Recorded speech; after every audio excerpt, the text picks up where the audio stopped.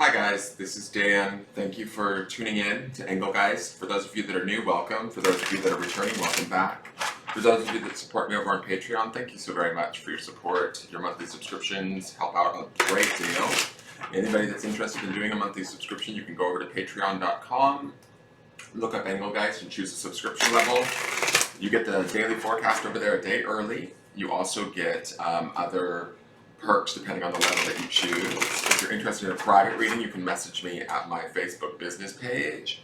And if you're interested in just joining us daily and watching the daily forecast, you're more than welcome to. Please hit the subscribe button and subscribe and be notified. Ring the bell to be notified whenever I go live. This is the forecast for the daily reading for the collective for Thursday, the 29th of October.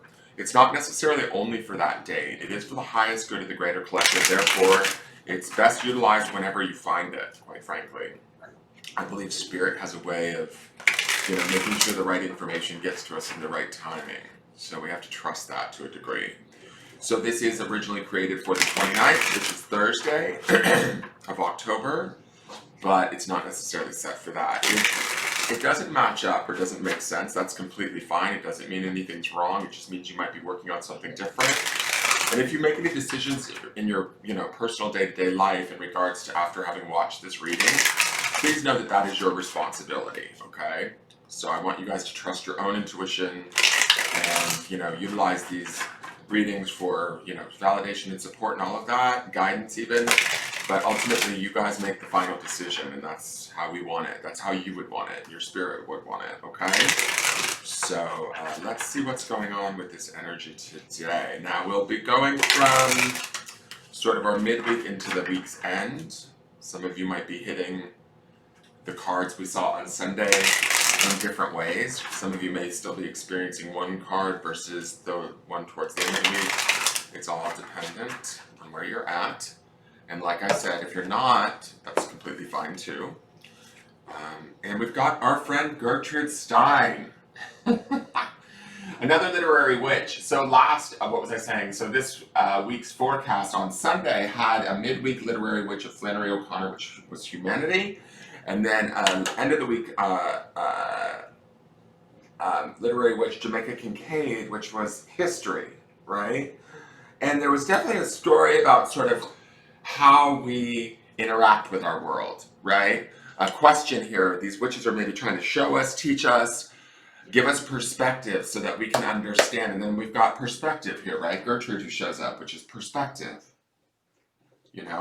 And if you looked at the design of both cards, actually, when you think about Flannery O'Connor and Jamaica Kincaid, both had aspects of perspective in their drawings, right? Flannery had that broken egg in one hand and then the peacock in the other. Like, which way are we deciding to look at life? Are we looking at it from the idea of a broken egg or a broken dream, a broken idea that never quite made it? Or are we looking at the idea of the bloom of a peacock and the beauty and the grace and exoticness of life that can be offered even in the challenges, right?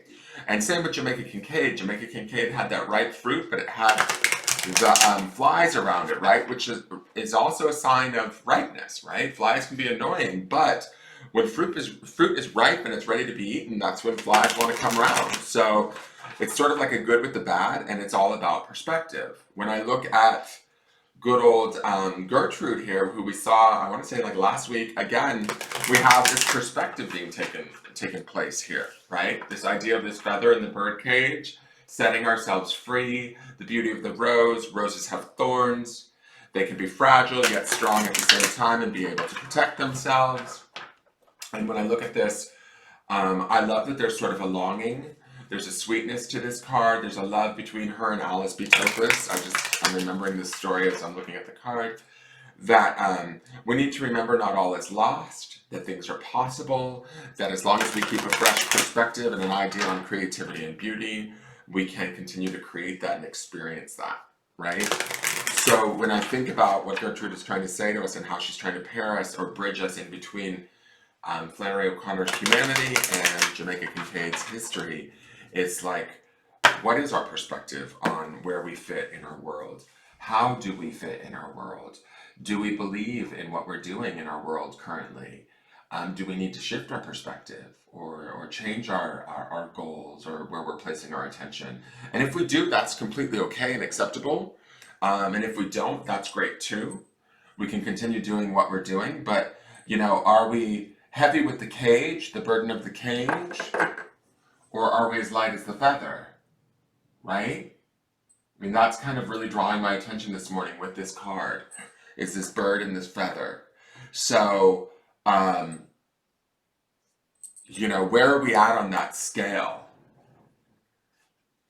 is kind of what I'm thinking. Are we, celebrating the love that we have? When I look at this picture of Gertrude and then with Alice B. Toklas, I sort of feel like there is a love, but there's a distance between them, right?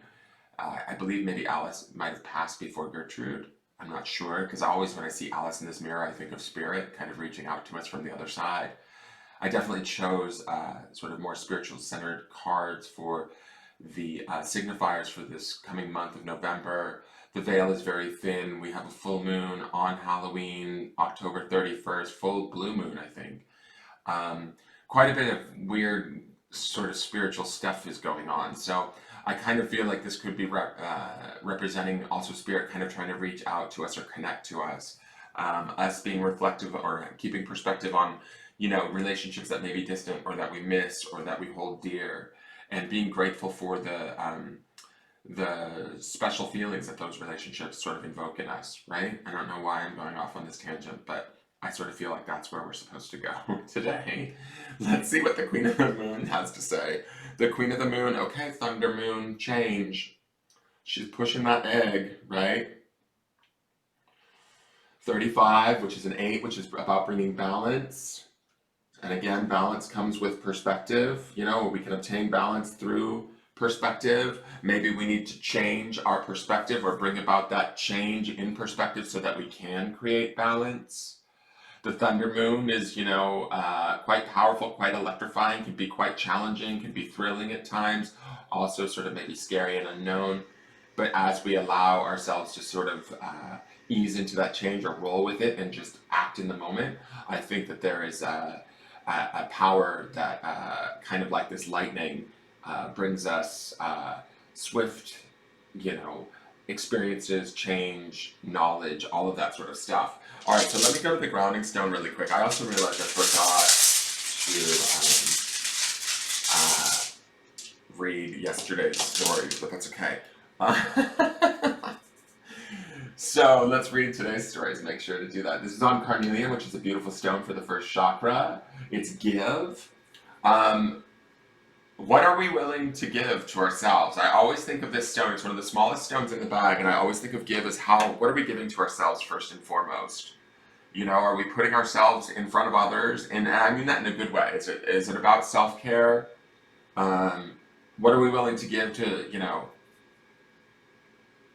to sort of change our perspective, to bring about that balance that we seek? Are we willing to sort of place ourselves first?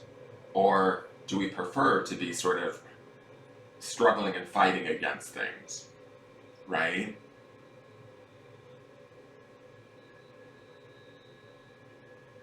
I kind of feel like we don't have to if we choose not to, right?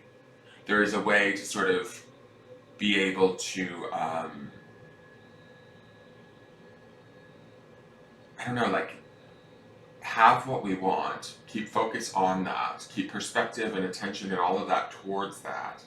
Seek out the change and do the work in the moment, right? But also continually make sure that we're giving to ourselves and then to others, right? We don't want to be selfish or anything like that, but we also want to, we need to sort of take care of ourselves first and foremost, and then we can have like resources and the ability to give to others, right? All right, let me read these to you. And remember, there's this focus of joy. So whatever is bringing and giving you joy is what we want to sort of also be focused on too in all of this. I'm having to get my glasses, sorry. Okay, so where is Miss Gertrude Stein?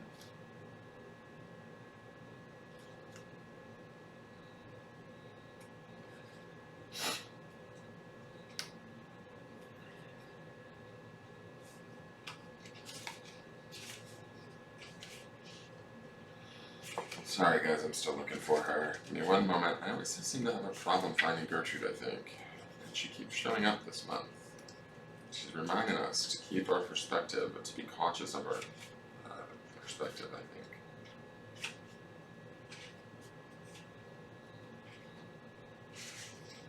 And of course, she's second to last.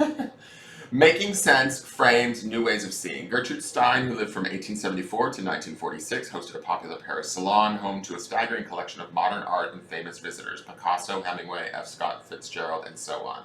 Influenced by the radical painters she supported, Stein set out to create cubism in writing. She stripped her poems of narrative and logic, playing instead with spatial relationships and process. She shared her life with her romantic partner and secretary, Alice B. Toklas. So I really think that this is about reminding us to sort of think outside of the box and to enact that change, to give ourselves the room and freedom to do that. It will bring about balance. That's the 8 that we see in this change, Thunder Moon. And I think that that's what we seek, and we're trying to bring that in to sort of seek out that joy. Thunder Moon, change, accept change. Life, like the seasons, is about change. Take advantage of change energy, plan ahead. I welcome change and I ride its energy. One of the great truths in life is that change is constant. It is unavoidable and we can resist all we want, but nothing truly stays the same. It is better than to prepare and even direct change by setting intentions and building our personal power from inside out. And that also would be our perspective, right guys?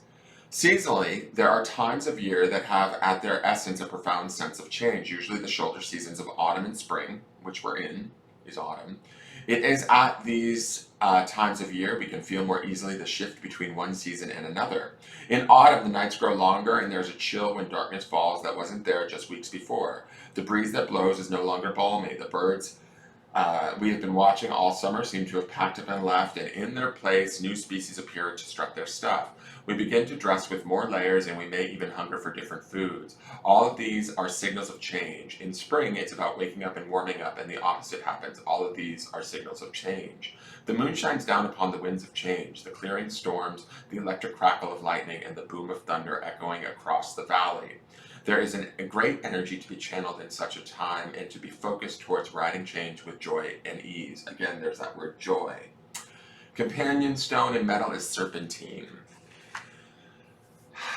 Put yourselves first today, guys, and seek out a fresh perspective that brings about the change that you want, that takes you to that joy. That's kind of the feeling that I'm getting if I'm just to boil these all down and bring them together in such a way that it creates a narrative that you can all use today. This is powerful stuff.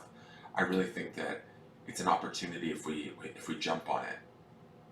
That is your forecast for the day. Please hit the thumbs up button if you liked it and hit subscribe, and I will see you guys tomorrow. Thank you so much. Love you all. Take care. Bye-bye.